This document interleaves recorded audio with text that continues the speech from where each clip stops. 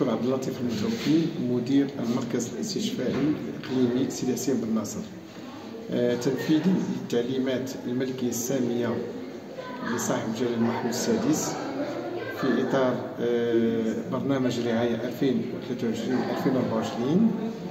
وفي إطار تقديم الخدمات وكذلك تقصير لائحة الانتظام.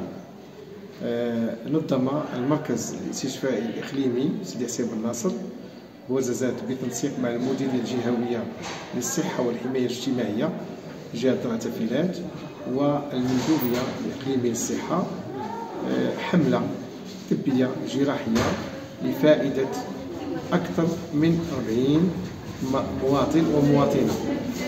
هاد الناس اللي استفدوا اللي تعانيوا من حالة تورم على مستوى الغدة الدرقية أو ما يسمى عند عامة الناس بالجواطة. وهذه الحملة شرف عليها واحد الطاقم صحي كفء متكامل.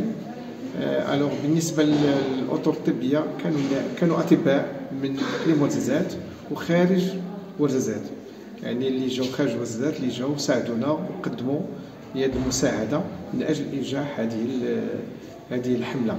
منهم أطباء ديال المركز الاستشفائي الجامعي بالدار البيضاء وكذلك الناس ديال القطاع الخاص.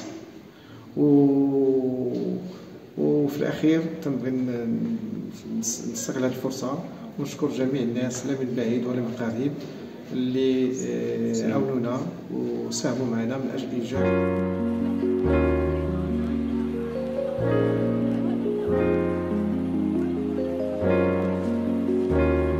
الدكتور نسيم إيقلوان، طبيب متخصص رئيس مصلحة أمراض وجراحة الأذن والأنف والحنجرة والعنق والوجه بالمركز الاستشفائي الإقليمي بورزازات بمستشفى بوقافة.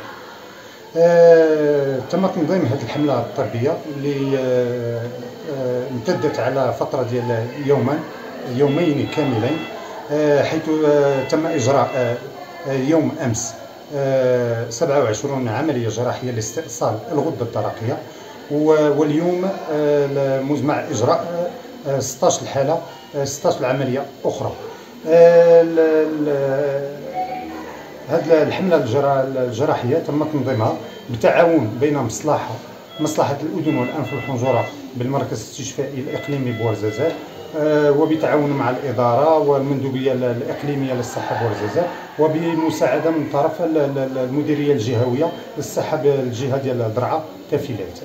العمليات كما تم الحضور والمساعدة ديال الأطباء من بني ملال وأطباء وأساتذة جامعيين في التخصص ديال جراحة الأذن والأنف والحنجرة بالدار البيضاء، وكذلك متخصصين في الإنعاش والتخدير الطبي والجراحي. كما تنعرفوا المنطقة ديالنا ديال درعا تافيلات هي منطقة جبلية اللي كتعرف واحد العدد كبير ديال المرضى اللي يعانون من انتفاخ ومن امراض ديال الغده الدرقيه نتيجه نقص اليود. كما كنقولوا بانه نقص اليود يعني راه سبب من الاسباب، مي كاينين اسباب اخرى، اسباب سرطانيه، اسباب عندها علاقه بالامراض الباطنيه. في هذا الاطار كننصح المرضى انهم يتوجهوا للطبيب من اجل الفحص الطبي في وقت يكون مناسب، لانه كنشوفوا حالات متقدمه من سرطانات، حالات من انتفاخ الغده.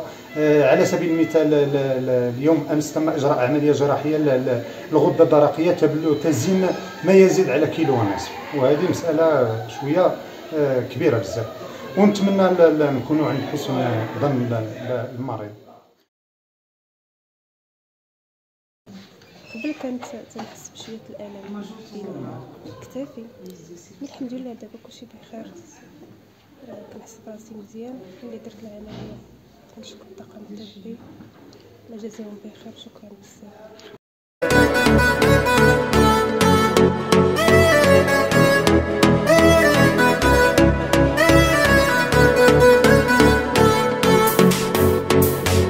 نتبع في مراكش 2017 هما جابوا الله التيسير، كنت عاوتاني تبعت على واحد الحملة طلعت من كولا ما جاب الله التيسير، والحمد لله ملي جات هذه ديال الورزات هنايا جيت تقيت فيها، واللهم لك الحمد وقت الله الناس المحسنين الله يجازيهم بخير، الله يكثر خيرهم، الله يرحم فيكم الوالدين.